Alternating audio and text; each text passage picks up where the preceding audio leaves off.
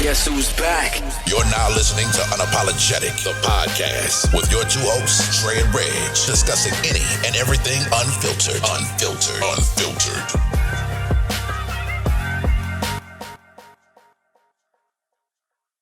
Girl Google, and she put me up on game like, okay, yeah, they the same person. So, all right. Yeah, I did not know. Interesting. That's crazy. But ladies and gentlemen, welcome back to another episode of Unapologetic Podcast. We got your two hosts here, Dre and Reg. We also have two nice-looking young ladies with us, Miss Aisha, and we have Neisha back again with us. They are Unapologetic alumni. Yes. Gracing us with their presence again. Ladies, how are you? Wonderful. Aisha, no compliments today? No, I'm not complimenting nobody today. I ain't got time for y'all listening. Got time. I've been arguing with niggas all day. I'm not complimenting nobody today. I'll compliment y'all once the red button go off. Okay. But how are y'all? What's going on with you?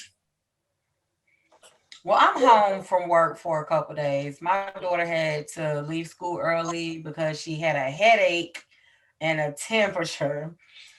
So of course, if you choking on food, they're gonna think you got COVID. So I'm home for a couple days till her test results come back.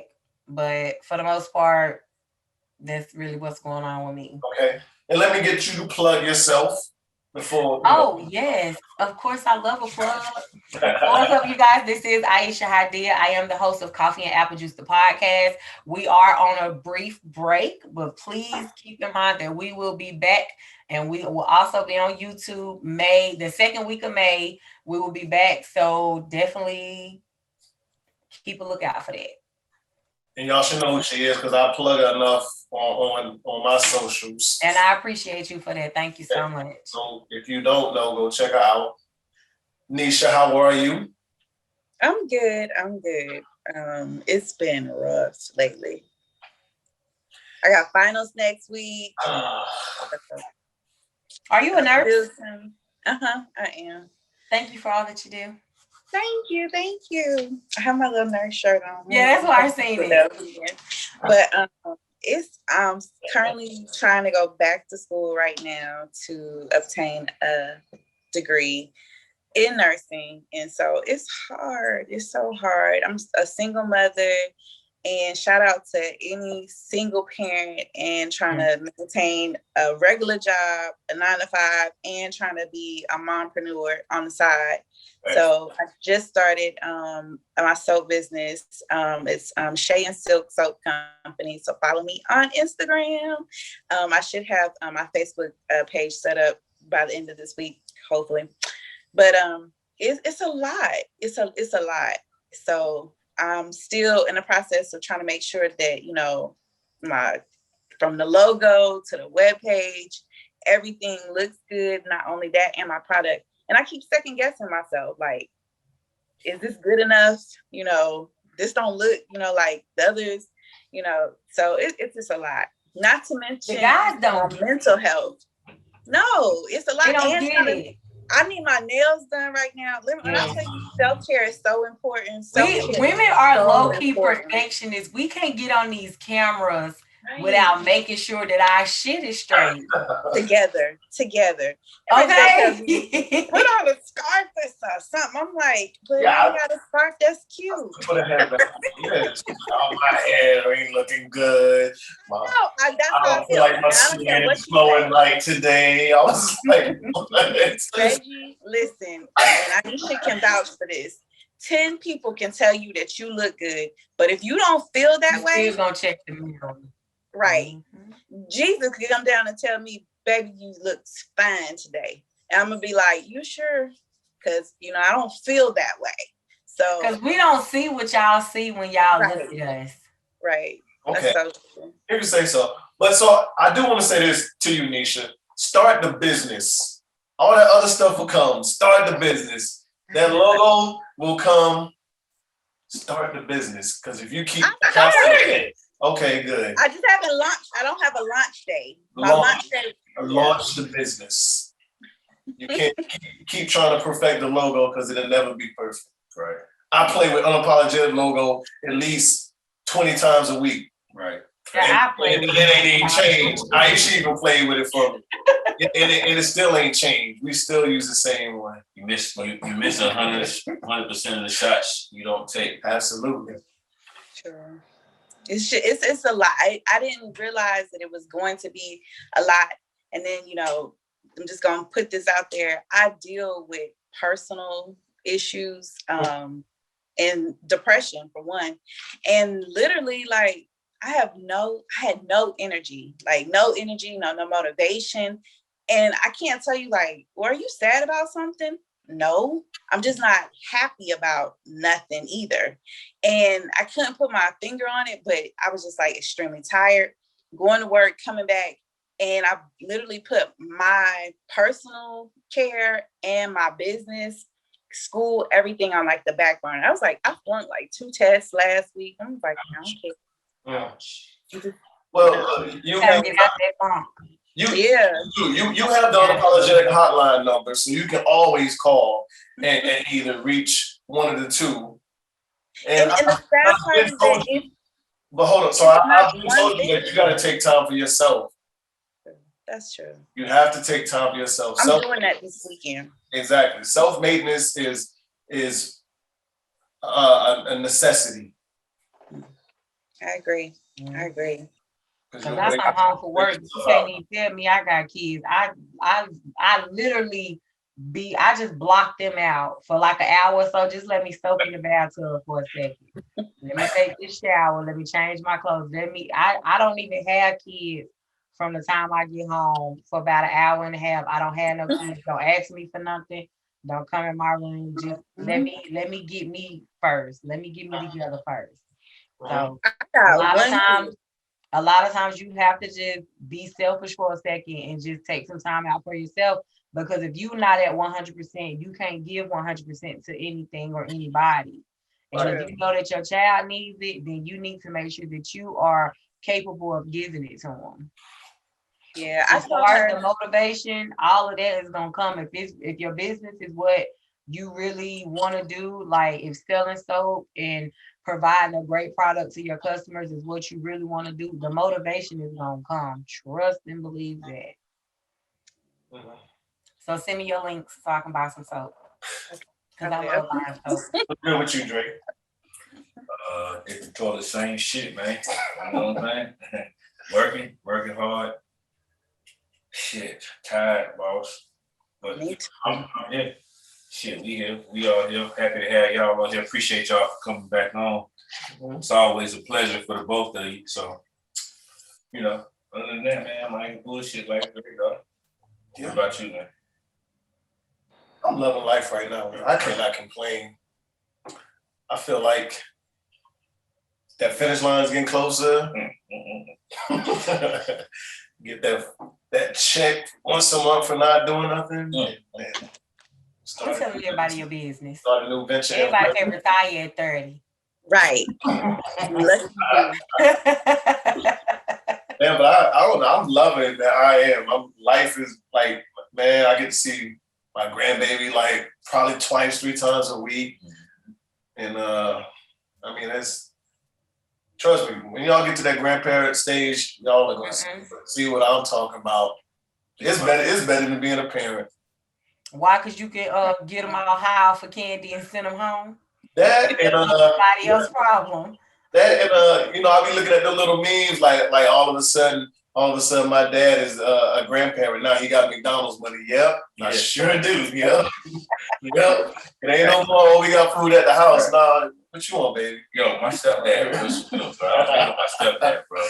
My stepdad went from motherfucking major pain in the house with me and my brother and sister, right?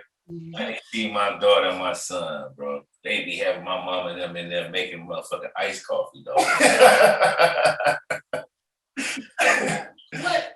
Coffee? You ain't get no coffee. You don't pay for the nigga. You ain't get no coffee. You don't work. People that work get coffee in this house.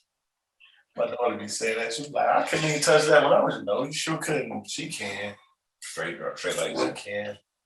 So how do y'all feel about this COVID-19 hate bill that's been passed? So I need you to tell me a little bit more on it. I did Google it, but I don't think that what I was Googling was exactly what you was talking about. It wasn't giving me a whole lot. So you might have to explain it to me a little bit. Basically, it is a bill for Asians, and it covers and protects them against all the hate crimes that's happening against Asians right now, which is I won't sound insensitive, but it's just kind of crazy because COVID is what, about 13, 14 months old? So the hate that has been, to me, in my opinion, the hate that has been spewed out against Asians started when the last guy in office started calling it the Asian flu and everything else. Talking about China, Yeah. all that shit. So, yeah. I mean, if you want to blame it on somebody, but of course, we know they're not gonna blame it on him. But so basically, that's what it is. It protects Asians against the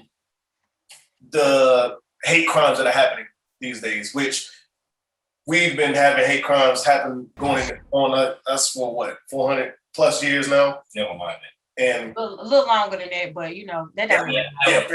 We talking about the Asians right We now. put that on the back burner, but you know, we're still working on that bill. But yes, so in a nutshell, that's what the bill is. This bill is about. So I even took the time to read this bill even further. Mm-hmm. And do you know that once they created this bill, that now they get money, they get grants? So each state is allowed like certain grants to help enforce this bill, these laws, to like adopt policies, developing a standardized system of collecting data. Okay. Yeah. So I mean, it's stupid. But you know, I did the research and I thought about it after I listened to when I first heard about it. Why we don't have a hate crime against Muslims or African Americans? They still working on that. They still working on it. Developmental stage. Still cooking up. They still cooking up. Yeah. I'm gonna go with it. 400 plus is not enough time. You have to be patient. 400 plus years is not enough time. Be Yeah, patient. there wasn't enough. Our time is coming. But this country never ceases to amaze me. Like but so you know, it never ceases to amaze me.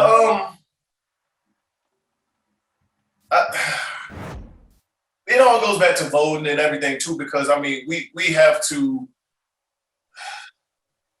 make these politicians do what they promised us they was going to do. Facts.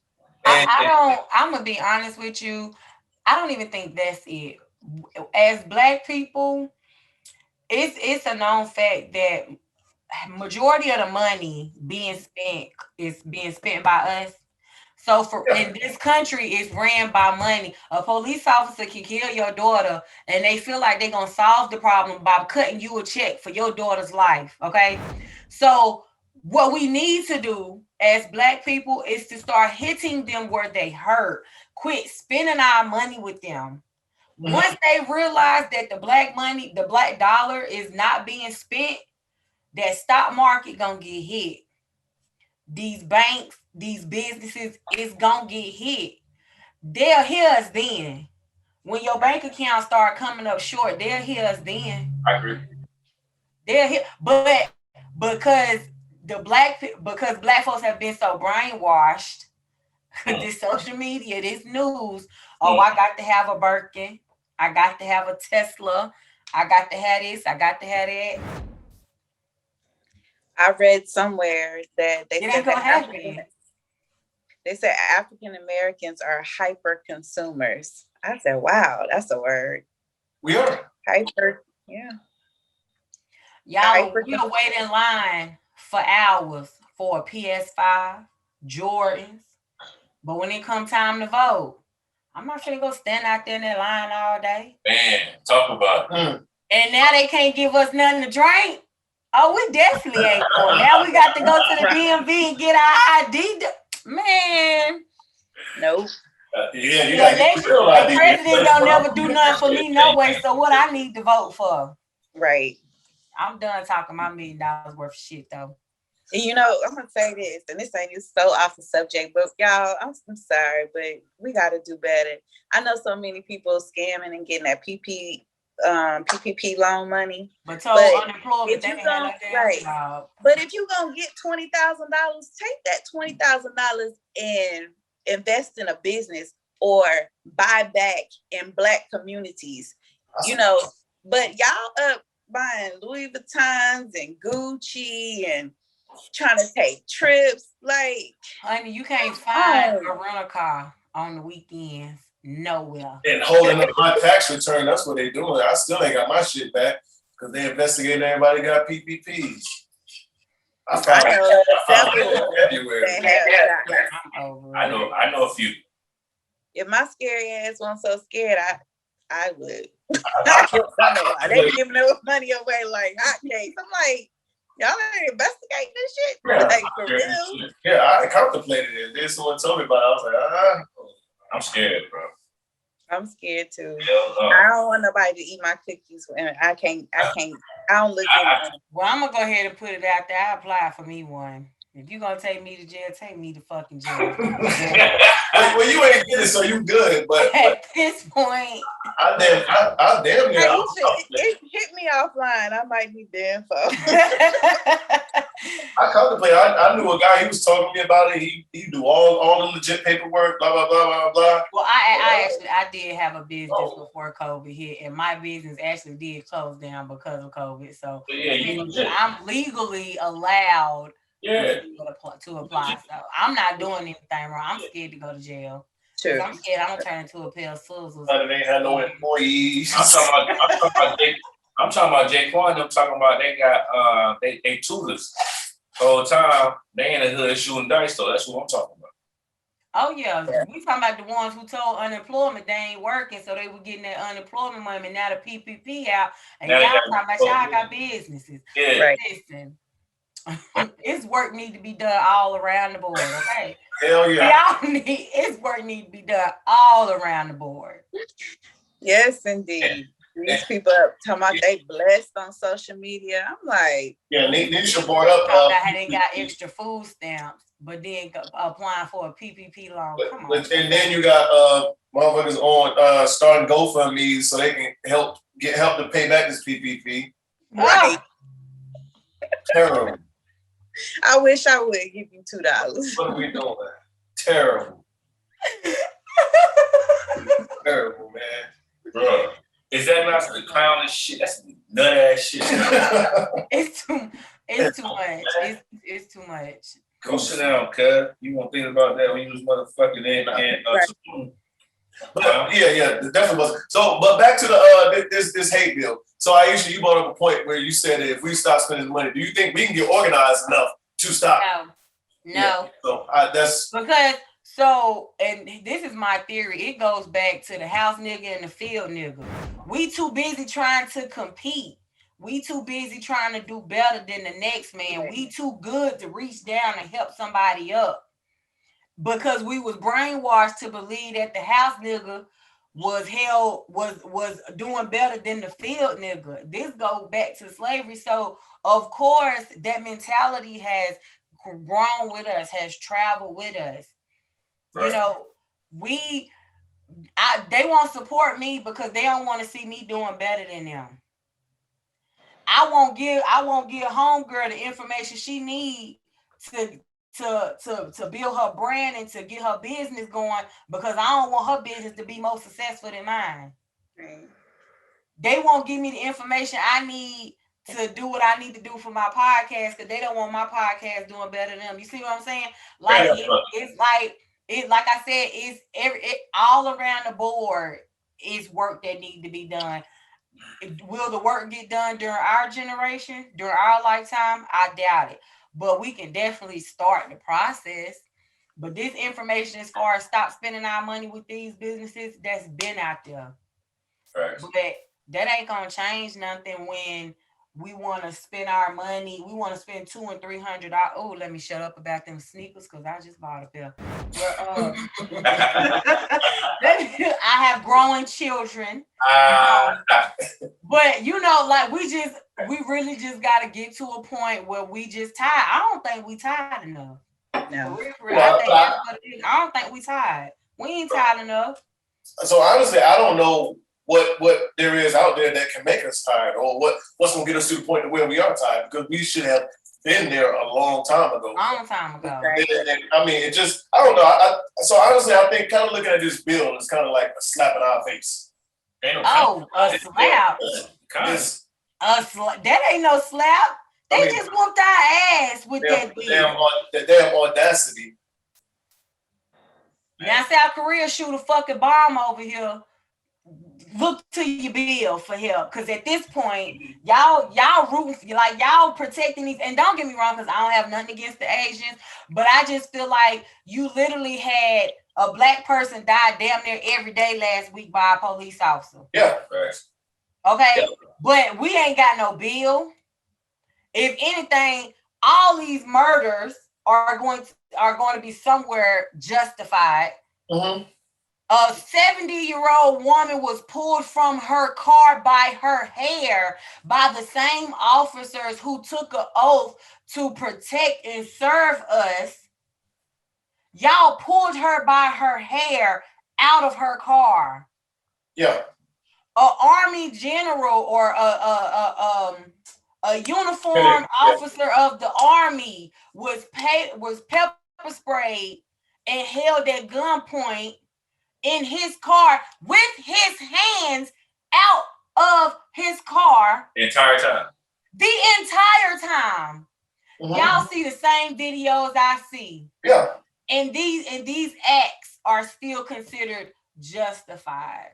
So, you know, we're going to get into Dr. Umar in a couple minutes, but he did say one thing that I definitely think will probably kind of do something to this shit. Once you start, like, when they offer money, okay, we're going to give you money for your loved member that was killed or whatever else. If they start taking it out of police pensions, then we gonna see. Yeah, you probably gonna see a change then. Absolutely. But that's coming out the taxpayers' dollars. We paid that $27 million, whatever George Floyd family got. Yeah. That shit came from us. Yeah. Yeah. I didn't kill George Floyd. Right. I didn't even know the man. The taxpayers did. Yeah. So yeah, I mean, if you start hitting these police pensions and this money that y'all donate to, yeah, they not. But I mean, they not. It makes too much sense for that to happen. So let me say this in unpopular opinion, but y'all do realize you people never going to accept us, right? Never. I don't doubt it. I'm not looking for acceptance. In all honesty, I'm not looking for acceptance. You don't have to accept me. Like, okay, so at my job, right? There is predominantly male, but it's also a lot of white males in positions of power, management or whatever. Okay. If you know me, I don't care what your position is, you're not gonna talk to me any kind of way. I'm not looking for your acceptance. I just need you to know that you're going to respect me. Oh, man. I could give a fuck about your title. Yeah. I could give a fuck about what chain of command that you need to go to try to get me fired. I don't care nothing about none of that. You are going to respect me, period. Mm-hmm. And at the end of the day, our police force is full of police officers who lack the respect for humans, period. Like, it ain't even just black, it's just humans, period. I feel like y'all, when you hear an interview from a police officer, they love how, we put our lives on the line. No, y'all don't. The police officers that we dealing with now, their lives is more valuable than the ones that they're supposed to be protected. And that's what the problem is. Y'all take that badge and y'all use that badge as y'all shield. Like, can't nothing happen to you because you got this badge. And that's what the problem is. The problem is that these police officers, they're more so, it's just all about them now. It ain't about what they signed up for it for. Ain't nobody getting into the police force to actually serve and protect. Y'all getting into the police force to rule it with an iron fist and just make sure you make it home. You know what I'm saying? Like, And the thing I just feel about like it's just all backwards. It's work need to be done everywhere, period. They have power in the pen. Power in the pen, you know, by making laws. And then when you try to correct them on a law, then they change the law. And the thing about the Black community is that we are not afraid of the pen, but we don't push the power of the pen. Like, we don't encourage, like, you know, we do try to encourage our children to go to college and become educated, but that's not the norm. Once we learn the law, it's a few of us that learn the law. So then you might get a cousin or two that's, you know, influential in laws, but it's not many. And they know this about us. And then they figure like, well, you know what? We'll just change the law to create it to fit us anyways. Yeah, just to cater. Man, you know, so that leads us into Andrew Brown, Elizabeth City. Yeah. Oh, thoughts on that, Dre? So, as I say always, man, it's bullshit.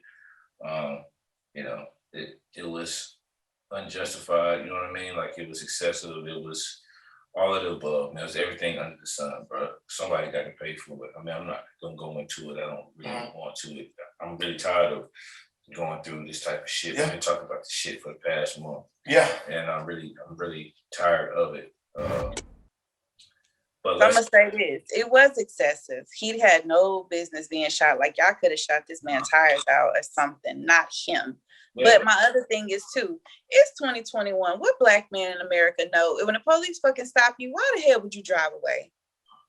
That's asking to be killed, literally. Like, no.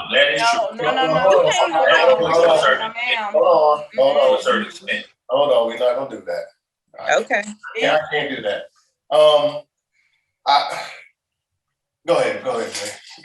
I'm listening. No, at the end of the day, I hear what she's saying and why she's saying it. You know what I mean? Because history tells us that if we do what the next race, if you will, does, right, then it's going to be, we're going to have the bigger, they're going to kill us. Right, consequences. And consequences. And that's what she's saying. You know what I mean? So I get that part.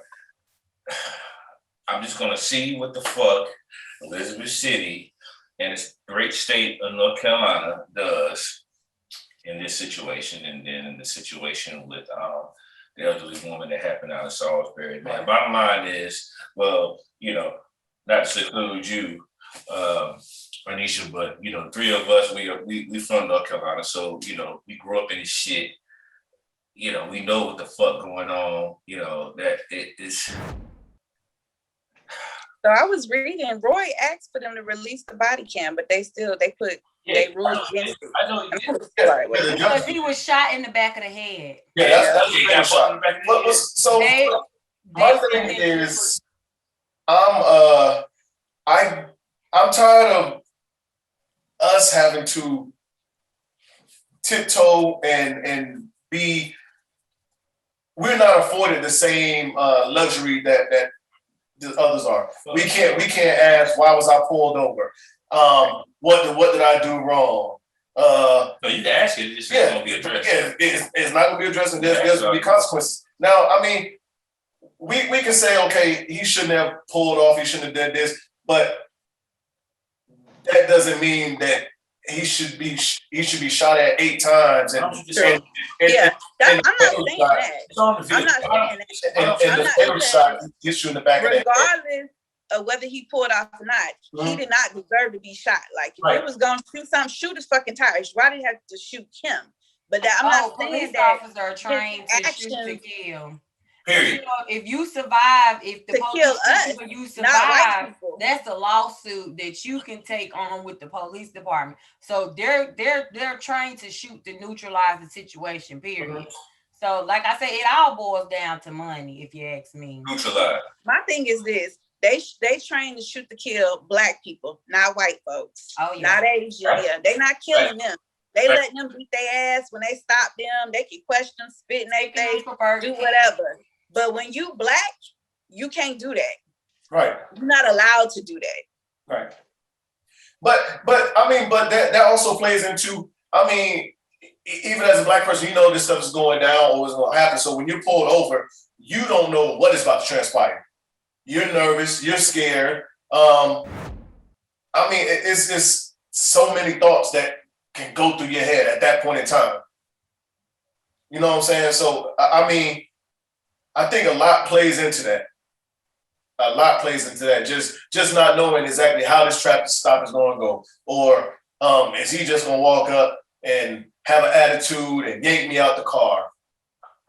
If I keep driving to get to a safe location, am I going to get pepper sprayed and have a gun shoved in my face, or are they just going to shoot my car up because I'm not stopping until I get to a safe location? So, I mean, it's kind of almost a damn if you do, damn if you don't. I mean, he honestly wasn't in the wrong for driving off. Okay. Because was he under arrest? Negative. They serving a search warrant. I mean, he wasn't wrong. Did they find anything in the car? No, No. not even a weapon. They had to literally pull his fingers off the steering wheel, both hands. His grip tightened up once he got hit in the back of the head, so he wasn't even posing a threat. Yeah, I need to figure that out because I read about it before I actually seen. I haven't seen like a video or anything. And There's no video.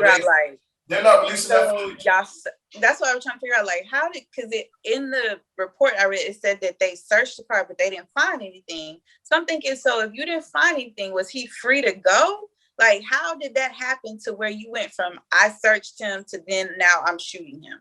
No, they didn't search him. They searched him after the fact. They were serving a warrant. Mm-hmm. No. They were serving a search warrant. They were serving a search warrant. So he wasn't under arrest. He wasn't being detained. He wasn't anything. Okay, so I don't know how the law works because I don't know, like, if they're serving you a search warrant of your vehicle, that means that you got to step out, right? Well, I don't know. I want to say it was the premises. If your vehicle is being searched, you're supposed to get out of the car so that the police officers can search your vehicle. Yeah. Like I've seen where they had you like sit on the curb or just away from the car.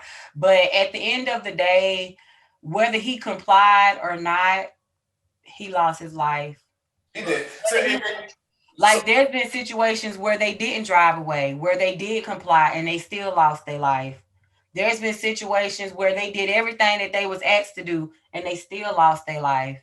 So it's like we at a war. We literally fighting in a war we can't win.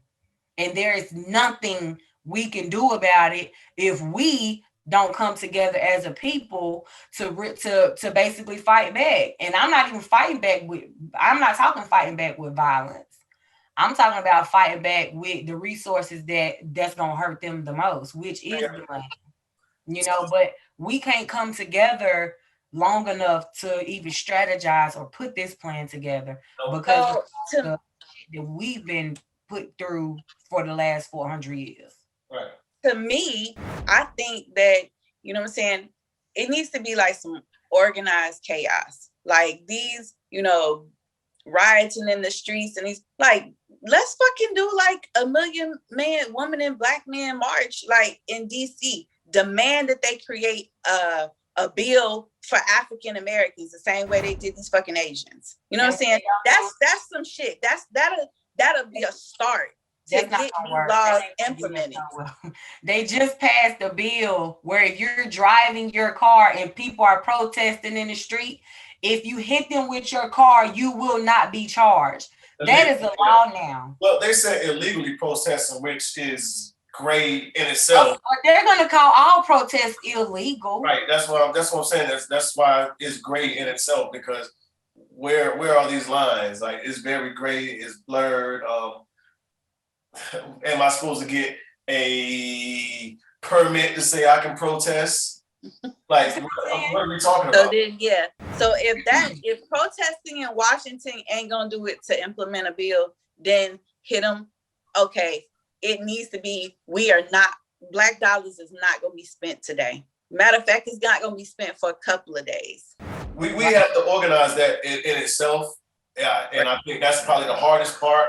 And I just think this whole thing is very shady in itself because we have the footage has not been released. The judge just ruled that it's not going to be released. I guess we don't know if it ever be released. But when some shit happens and they feel like they were in the right, that shit comes out within 12 hours. A body cam footage is released. Makhia Bryant, that body cam footage came out fast as fuck. Right. I think it came out the same day, if I'm not mistaken. Yep, Like, it was literally out within hours.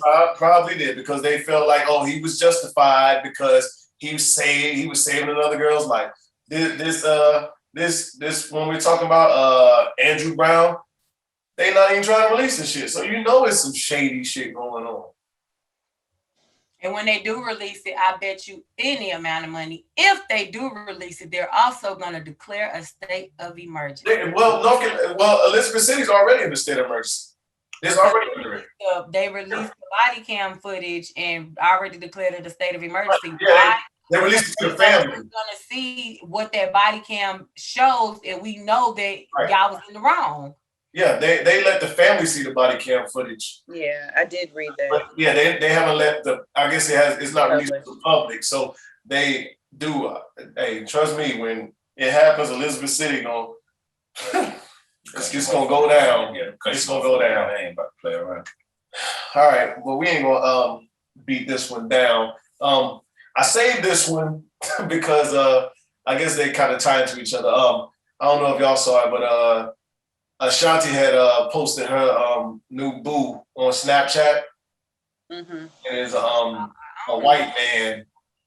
It was a white man. And did they confirm that? I thought they said that. Yeah, well, it wasn't confirmed or not, but she's never posted the only men that she has posted on her Snapchat is men that she was romantically involved with, i.e. Nelly and whoever else. But so that's a speculation. And I felt some kind of way about that because I slid her DMs some years ago. Why? Why? I slid her. I slid her DMs some years ago. But do you know how hard it is for a black woman to find black love? Like, well, listen, black love. Hold on, we're not gonna get into there. But listen, I had a whole lot of black love waiting for her when I slid in the DMs. I feel some kind of way about that because my shit is still on red. Matter of fact, I should go check it. But yeah, I'm only here so I don't get fined. She ain't read no, Ashanti left me on red. Damn. I was ready for it too. Anyway, your loss, Ashanti. Whatever. But so we was talking about Dr. Umar and a couple comments he had made, but they was all basically about interracial relationship and how he did not I guess support or think that that's what should be done or going on. Which me personally, I don't interracial date. I don't. Colors only. It's not my thing. But to anybody that does, I mean, I'm for you. All power to you. It's not my thing, but I found it interesting, when he was saying that he have a lot of black men that say, why don't you get on the black women like you do us because they are dating outside of race. And, he started talking about the facts of it's more black men that interracial date than black women, which probably is true. You think so? I don't know statistics. I would like to think so. But I would think so. But yeah, so I mean, as far as in the interracial relationship thing, how do y'all feel about it? I'm gonna let you go first. So I used to feel some type of way about it, but now as I get older and it is harder for me to find a black male, my black king, I'm beginning to think that maybe he belongs to another race. I don't know. But I still find it hard to be attracted to a white boy, or an Asian boy for that matter. I've seen some cute ones before, but I still, I'm like, I don't know, it's being comfortable with the Black man. It's being comfortable to where we can still talk about. Now, you find me a white boy that grew up watching, the Cosbys and, Different World, and he know all the rap songs to Slick Rick. Yeah, we cool. Like, and he, know what collard greens, the difference between a mustard green and a collard green is, and he know what cornbread is, and some fatback is. We can make it all day. So you want white boy Rick? I do. I want white boy Rick. And I'm gonna need for him to have a little bit of swag about himself too. I can't do him if he listens to country. Okay. I got a question for you, Neisha. Why do you say it's hard for you to find a Black man? It is. It's very hard for us to find, as a Black woman, to find. For one, we have so many. I hate to go there, but let's talk about it. Girl, listen, I'm finna pull me up a cup, girl. Go ahead. Let's talk about it. You got so many disqualifiers. We are fighting social media stigma that Black women compare themselves to. 1, 2, we are fighting against the fact that a lot of our Black men are becoming want to be women. Let's talk about the gay. Yeah. And then 3, I don't know if it's something that Black women do to ourselves, but once we reach a certain level financially, we don't necessarily want a man that's out here still selling rocks, or that has not met us at least some way. You know what I'm saying? Like, it's hard. It would be hard for me as a nurse to date a Black man that's 40 some years old and is working as a cashier at McDonald's. That's going to be hard for me. Damn it, I'm going to need for you to at least be the manager or something, And even then, I still might would be like, why don't you not have that hustle? Why have you not uplifted yourself by this age, about 40 years old? That is hard for us to so you throw that into the Black man's lap, though. So those are your disqualifiers. It is. Because other race of women. I asked Aisha, am I lying? I'm only here so I don't get fired. No, I want you to come. So listen.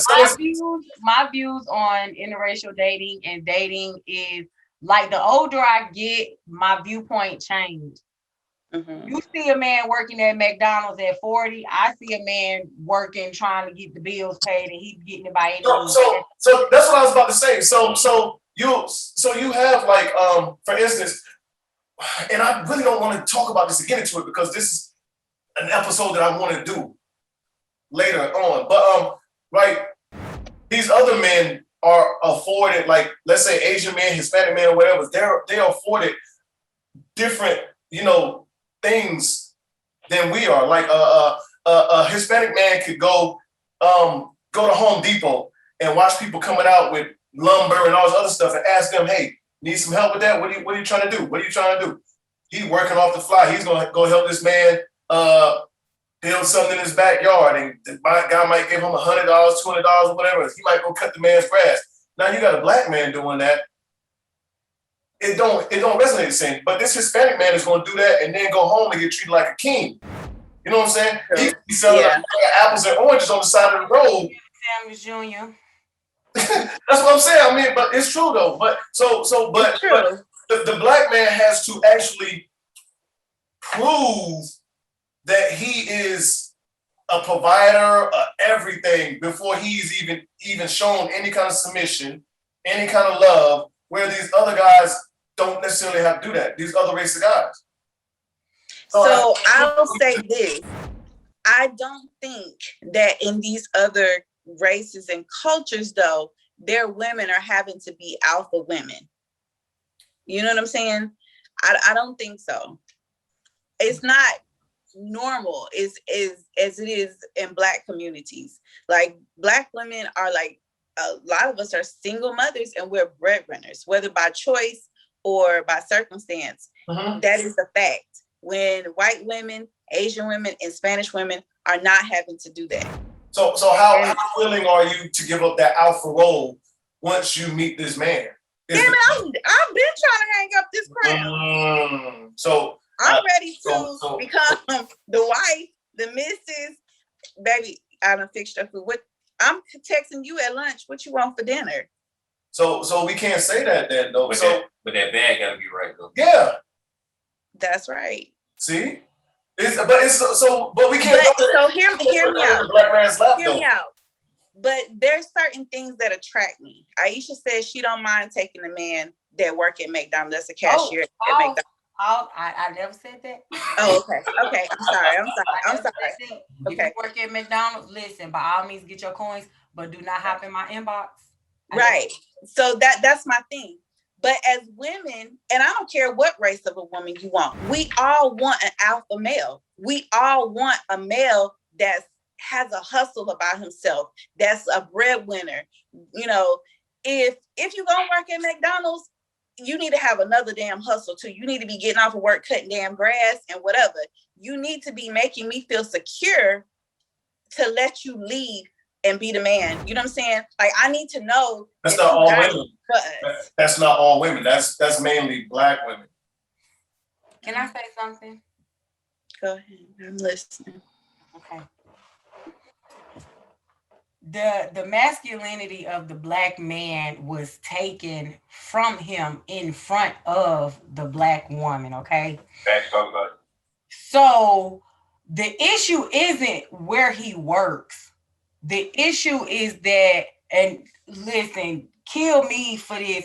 The issue is the Black woman has lost all respect for the Black man to the point where he has to prove something. He has a point to prove when it comes to us.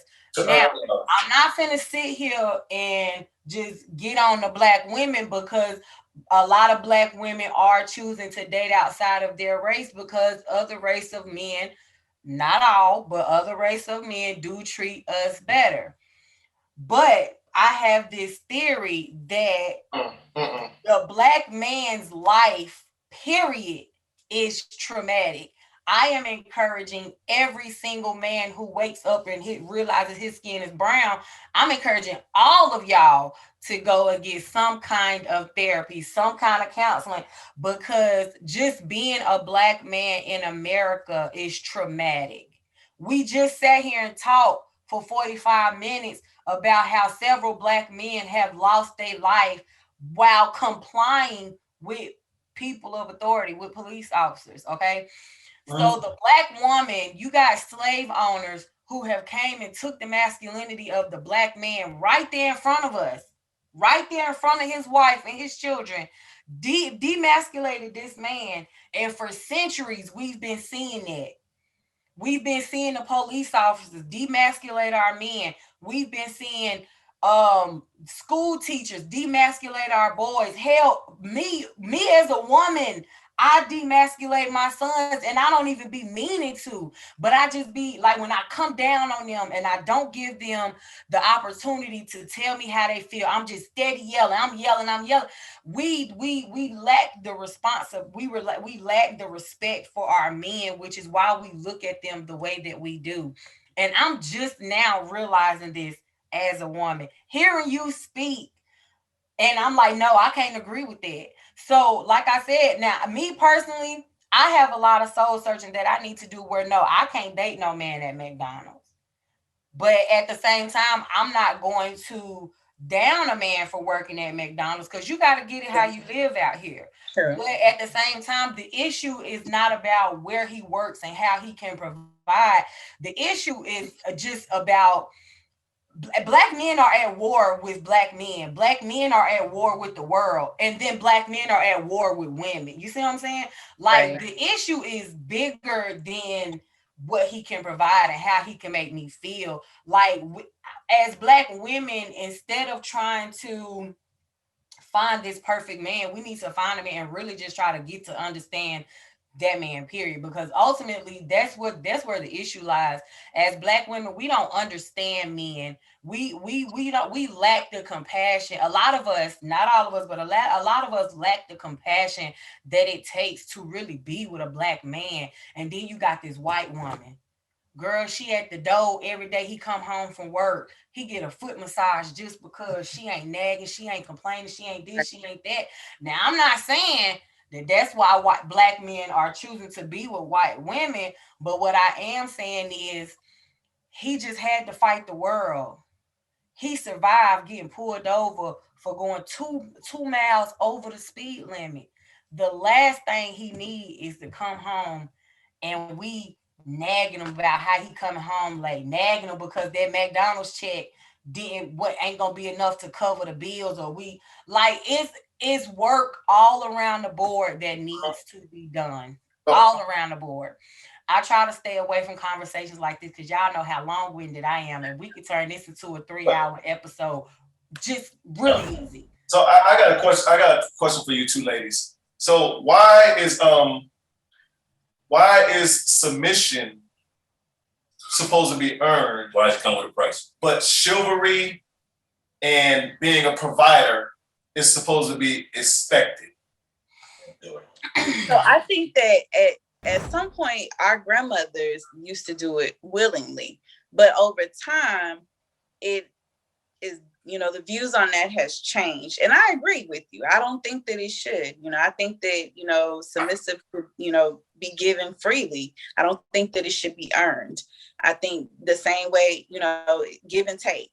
But you got a lot of these new generation females that don't feel that same way, and I know I'm changing the subject, but going back to what you said about white women and Black men do have it hard. So you can't blame a Black man for choosing a white woman that's not going to be argumentative with him, that's not going to give him bumping her gums when he come home, when he do something wrong, because they typically are more quiet. And I hate to say this, but right, they're more submissive, and they're not going to go against the grain. They're not going to question you. Where most of your sister girls, why are we going here? Why you do this? Why you do that? We want to know, because we feel like we have been in these positions, these dom alpha positions where we have ran everything. We want to know. I got questions. I'm not just going to be quiet. I need to know.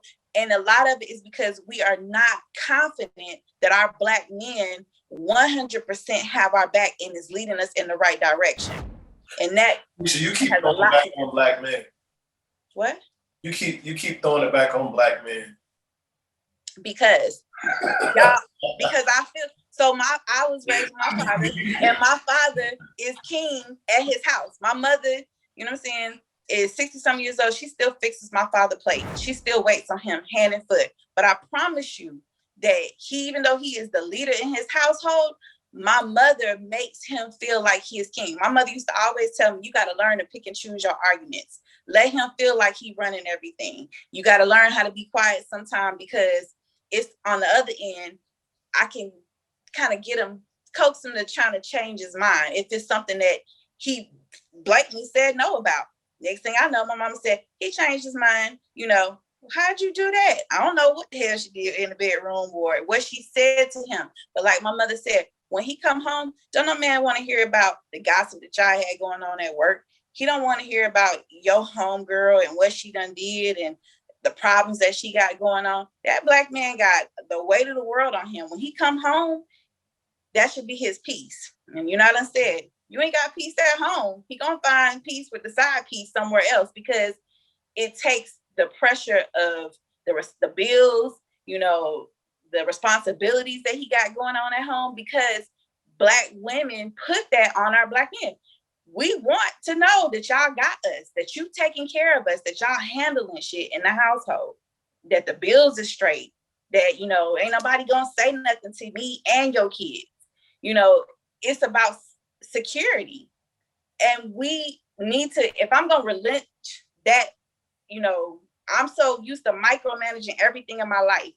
But if I'm gonna let you take lead, I need to make sure that you got this. I need for you to show me that, and so I can be confident in you. You know what I'm saying? Exactly. So a black man has to prove himself to be loved, where these other men don't necessarily. You don't have to prove it. Just show it to me. Show it to me, and then I'll know. Showing it to you is proving it, Aisha. At the end of the day, this is what you're saying. Whether you want to admit it or not, it's okay. I get it. That act of being submissive, it's a price tag on it. Yeah.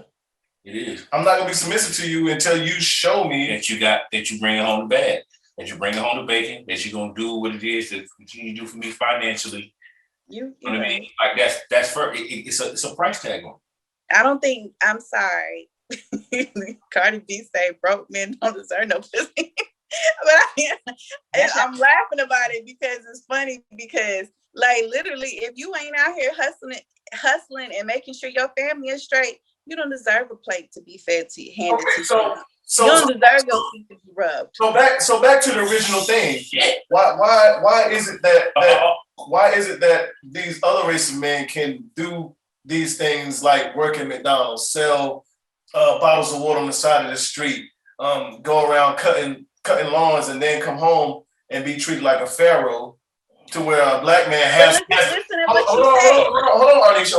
He was hustling. But no. Hold on. But a black man damn near has to be making six figures to get the same. We just solidified that this man that works at McDonald's ain't gonna get that same kind of love, even though he might be at McDonald's making more money than this whoever guy is that's selling bottles of water on the side of the road.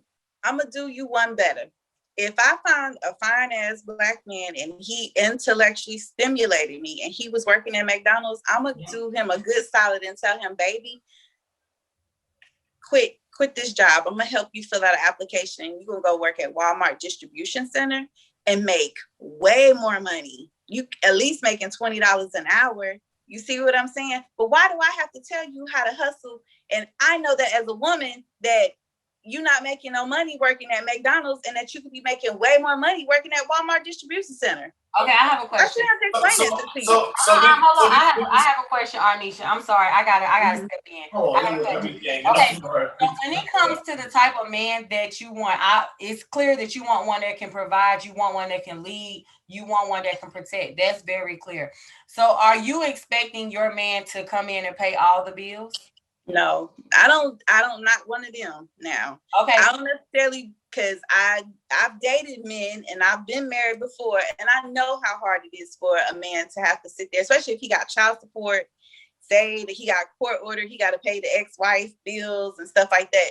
So if I need to pay bills to help out and maintain and help us build, I'm fine with doing it. I'm not one of them females that's like, he got to pay all the bills. No, I'm not like that.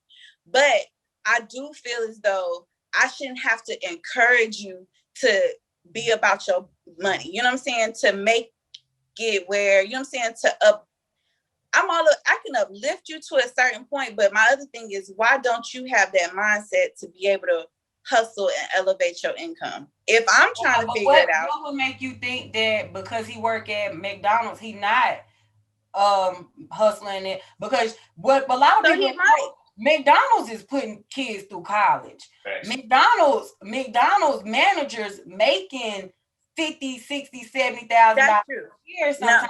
Like we as a culture, we see McDonald's as the bottom of the barrel, but I take a man working at McDonald's before I take him becoming some hamster in a turning wheel at a warehouse, because we get dragged at them warehouses. I don't think nobody understand what we go through in them warehouses.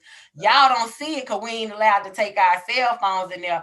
But all I'm saying is I had to step back when it came to the type of man that I wanted. I had to step back because somebody said, well, what if the man never knew how to provide? What if he was never taught how to protect? You got to keep in mind, we're dealing with a generation of men who didn't have fathers in the household. True. So they learning what they can learn from the streets. They learning what they can learn off of the, the men beside them or the men that they close to, not necessarily family members. They learn, so we have to keep in mind that we're not gonna always get the man that provides because he may not know how. That's true. But I feel like now it's 2021.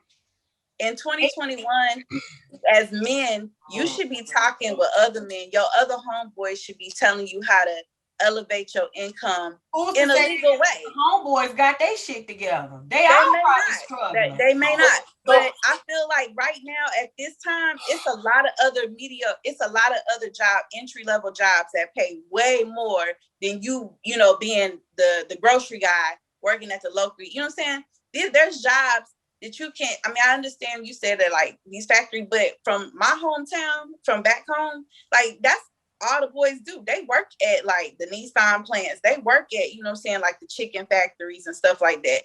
But they all the jobs that you naming that you have an issue with men working at, they never going out of business. No, I don't have a problem with them working there. I'll take a man that work at a factory. And people is still keeping McDonald's in business. Okay, hold on real quick. So, all right, Neisha, I get what you're saying, but back to the original thing. Okay, so why does the black man have to be told what you're doing or your job ain't good enough? You need to go do this when these other men are working jobs and coming home and still being treated like a king, and they're taking care of the family. Why does the black man have to be told that what you're not doing is not good enough? It may be. To some women, it might be good enough. It's just not good enough for her. Right. Respect.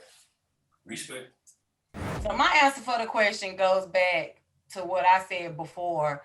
At the end of the day, black women, we lack the respect we lack respect for black men in a lot of cases, and we feel like because we make more than them, or because we're more dominant than them, or because we're in a career field, or we just got our shit together a little bit more than they do, we feel like we can talk to them any kind of way. We feel like we can we can demasculate them more because we doing better than them. And that's my answer for it. The black man he's been stripped of his title as the man of the house. You got to keep in mind the government gave the black women free houses, but you got to get that nigga up out of there. But we gonna let you stay here for free. You see what I'm saying? So it's like we've been programmed to have to do it by ourselves. So now we're in a position where, quote unquote, we don't need a man. So when we do finally get one, it's like, be clear, nigga, I don't need you here. I want you here, but I don't need you. You know what I'm saying? So it's like it's that mentality that is really, that's what's going on in our culture a lot. That's what's going on with us. We lack respect for the black man because their value has decreased with us. Yeah, I also think that the expectations are a lot different, and I don't think nobody, whether you're black, white, Asian, Hispanic, whatever, should be comfortable at where you're at, because you can always get better. But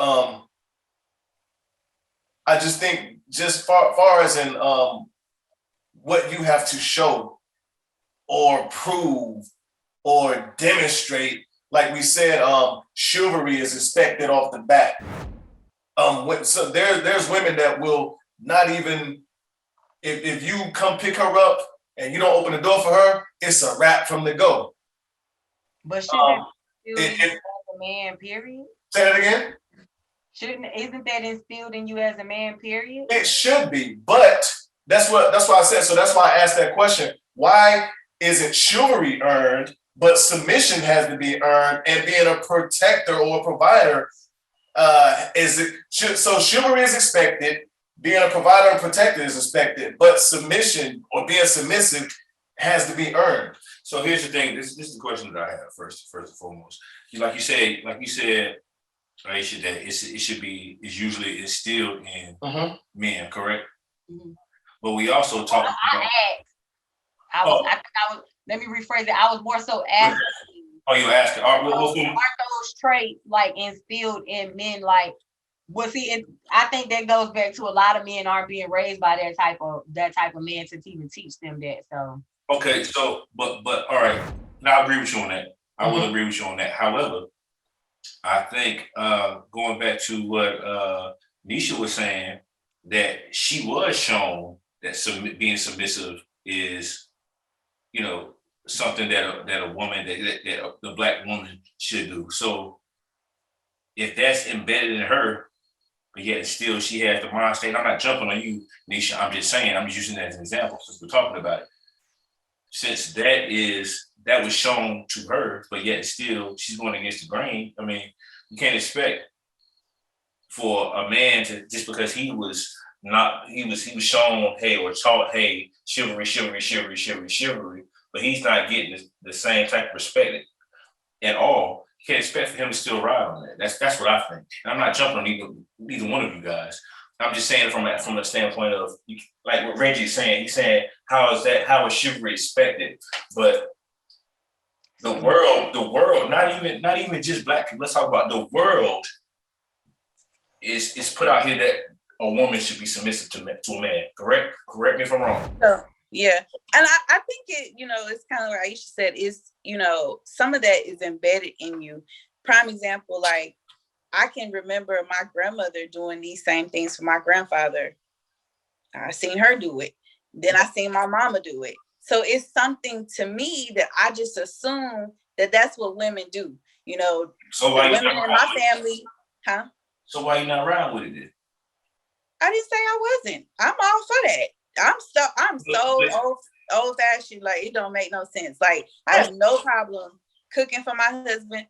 These are the things that I desire to do. Like, I want to show my man that I love him. I want to show him that he has to prove something in order for him to. He doesn't necessarily have to. No, and he doesn't necessarily have to prove anything to me. Like, I'm not one of these females that be like, oh, he got to open the door for me. I don't get that whole thing. That's not me, though. I'm not one of those females where you have to open doors for me, You have to, when it comes to men, you have to sit back and really ask yourself, what do you want from a man? You said you didn't need a man to pay your bills. So why is it that you have to have a man who has a certain type of job? What I need a man for don't have no dollar amount on it. I don't need no man for no money. I've been paying my own bills and taking care of all these kids by myself for as long as I can remember. I don't need a man to come in here with no money. Any money he come in here with is gonna be extra. I need a man for love and support. I need a man to love me so that my daughters know what it's like for their mamas to be loved on, so that they don't get out here in this world and be looking for love in all the wrong places. I need a man to show my sons what it's like to love a woman, so that the next woman don't be out here complaining and calling my sons not shit niggas because they don't know how to love on a woman. You see what I'm saying? So it's like, you really have to just ask yourself, what exactly do you really want a man for? If you don't need no man for his finances, it shouldn't matter where he works. If you don't need a man for his wallet, or if it don't matter how the shit get done, it really shouldn't matter who do it. Now, I'm not saying settle. I am not telling you to settle for anything. You got in your mind what it is that you want said person to bring to the table, correct? Yeah. What do you bring to the table? Me, what I got. And it ain't very much. He bring him in. It ain't very much. He got a but now, so let's back up, because well, I'm not one of these females that's like, oh, he got to be making all this money. I don't expect him to be making trillions of dollars. But one more question. Don't get me wrong. One more question. But I don't feel as though a 40-year-old man at this point has not tried, even if he's starting out. If he's starting out in a business and he ain't making no money, I'm with you. I'm gonna still have your back. But I'm not cool I'm trying to figure out, help me understand why a man would be out here 40 years old and just now and still be as a cashier at McDonald's. Neisha. Can you help me understand? Because mentally, I feel like something is not clicking in your head to where you haven't figured it out yet. I just now figured it out in life. That might not be the case. He might that man. I'm not giving anybody any type of passes, but that man might have thought he figured it out. That man might have felt like that. I got a pocket full of stones and I figured it out this way. Went in the chain gang, came back, and now he got to do what he got to do and build himself back up. We're not gonna go there. My question is, again, what do you bring to the table? I don't know. I'm bringing a whole lot of baggage. I can tell you that much. But no, positive wise. Come on, Kevin Samuels Jr. You think a high value woman? Bring it back. I'm asking because don't downplay yourself. Hell no.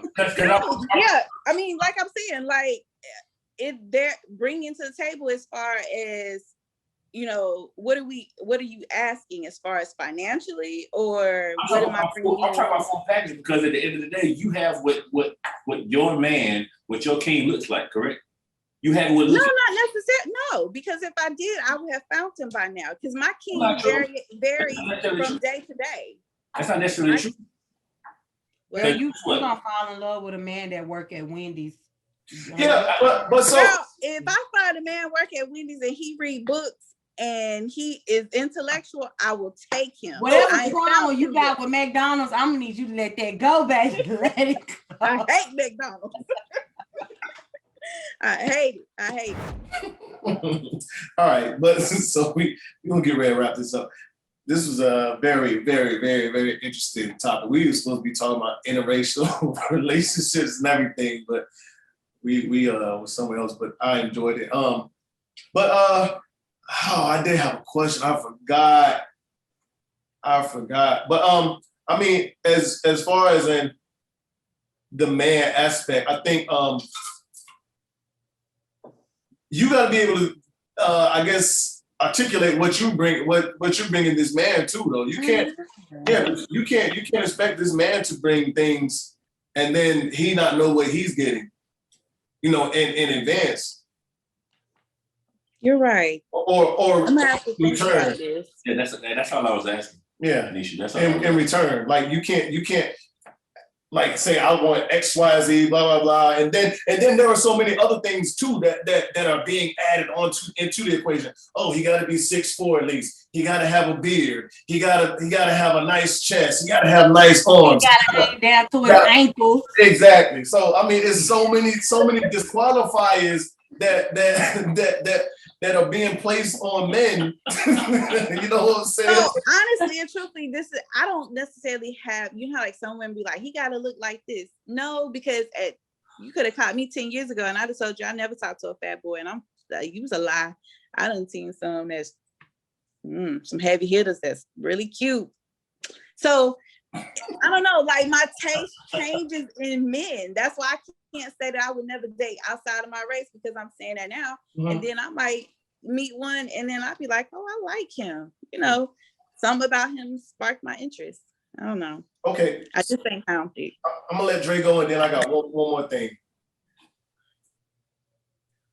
I'm good. I love my beautiful black queens. I appreciate y'all coming on here tonight. Don't take the easy route out. Very, very, no easy route out. I asked the questions that I want to ask Aisha. I have. Whether or not they were answered or addressed, it's okay. I still appreciate y'all. Don't think about this. What do I bring to the table? Yeah, for sure. Think about it. Honestly, and really, I want you, in all seriousness, for real, because I heard a lot of you saying we talked about this, but I know you didn't grill this nigga. And he just sat there and said, okay, you want me to do this? And you ain't telling him what you had to bring to the table. And if he did, he's a motherfucking fool. So right. I just want you to, I want to know. I'm curious. I want to know. Really, I want to know. Because it works both ways now. Yeah. You can't expect hot damn Superman to walk through the goddamn door and you Oscar the motherfucking Grouch. That's what I'm getting at. You feel me?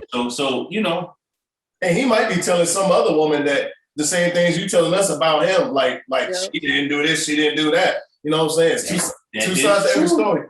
But so my question is for y'all, and we can leave it at this. What do y'all think is the disconnect between Black men and Black women? Respect and communication. Okay. Communication for sure. I will say this, and she said it right, communication, because a lot of that too, he probably said that he wasn't gonna do something. And a lot of times women are married men thinking, oh, I'll change him, or oh, he'll change. Or I keep putting this thing on him, he gonna change Right. for it. Right. Or how about this? You know, when you said I hear so many women say, he expected me to be like them girls on the videos. He expected me to be a porn star. And I ain't like that. Somebody gonna be like that. But But do y'all expect that in women? Well, some men do. You expect a man to be real. Huh? Well, anybody can have their expectations. I mean, you expected him to You got your expectation. turn lug nuts and You expecting 10 to 2 man take. What if That is not true. What if I said take my car to get service, but not become I a expect mechanic $10? overnight. Well, what if I want? you gotta be. What if I want to be serviced? There is a clear difference between, baby, can you take my car to get my oil changed? And baby, can you stand on top of your head and make them clappers clap? But if you want his oil change, no, it's not. What? But anyway, I'm gonna be somebody's all of a sudden. What you say, Aisha? I said if he paying all the bills and he doing everything that I need him to do, I'm gonna be in somebody's debt. you can get his oil change. But listen, ladies, thank you. Hey, this I guess this is kind of what we needed. We needed to get back in another space, another zone. We gonna definitely have to do Definitely a part one. Yeah. We got to doctor this up because we've been going for a minute. We got to doctor this up. But let me go ahead and get y'all to tell the people who y'all are, plug yourself again, all that good stuff.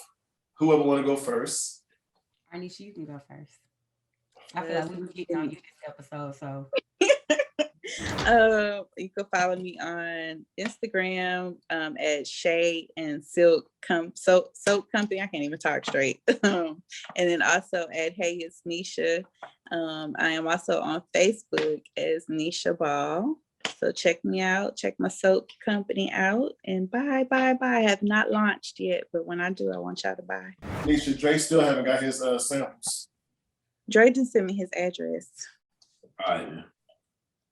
I'll send him to Reggie. Let's go, Miss Hadia. So I am Aisha Hadia. I am the host of Coffee and Apple Juice, the podcast. You can follow me on Instagram at Coffee Apple Juice, as well as my personal at I am Aisha Hadia. Follow us on Facebook, as well as join our group chat where we discuss some of the topics as you may have heard today. This episode was very interesting. I didn't want it to feel as though we was ganging up on her, but it's just about clarification. That's all. It was about clarification, but I meant everything I said about is if really ask yourself what you want in a man. Absolutely. Yeah. Well, man, again, thank you, Apologetic Nation, for supporting us. Like, subscribe, share, make sure you tell a friend about what we got going on. Aisha, thank you again for coming on, man. It's always a treat to rock out with you, so we definitely appreciate that. Shout out to the home team. Shout out to North Carolina. I hope North Carolina, from a legal standpoint, I hope that everything that's going on, I hope that you guys get it right. Please get it right. And also, mental health is real. We may not have all the answers to the questions that you have, or if you will, but if you come to us, hit us on our separate Instagrams. You can hit us on the Unapologetic and DM, and we can get you the help that you need. Because again, mental health is real, and we don't want to see anybody hurt themselves, and we want to help out people wherever we can. So just keep that in mind, and that's all I got. Yes. And Aisha, thank you. You know what it is. Thank you again for coming on. And thank you, Neisha. I know you're gonna watch this. Yes, it was lovely meeting her. I need to try to find her so I can buy some of her soaps. As Dre said, like, share, subscribe. I always forget that. You've been picking it up for me. But thank everybody for watching and listening, and being on this ride with us. Still moving, getting closer and closer to where I'm not even gonna say where we want to be, but because I don't think we'll ever be there. But we trying to keep this thing going and keep doing what we're doing, and we appreciate all the support. Thank you for the love and support, Aisha. And for everybody that just been with us, whether it's been day one or episode 1 or episode 30 or whatever. Thank you. Shout out to everybody, especially my loved ones, my kids, my baby girls. Sure. And that is all that I have. I feel like we've gone well over time. I'm gonna have a task editing this and doing it the way I want to, but it's a good episode though. But I appreciate it. Appreciate you again, Aisha. Everybody, thank you for tuning in. As always, we're unapologetic, we're unfiltered, and we will holler at you later. All right now. Bye. You know what it is. Thanks for listening to another episode of Unapologetic, the podcast. Don't forget to share, like, and subscribe. Better follow me.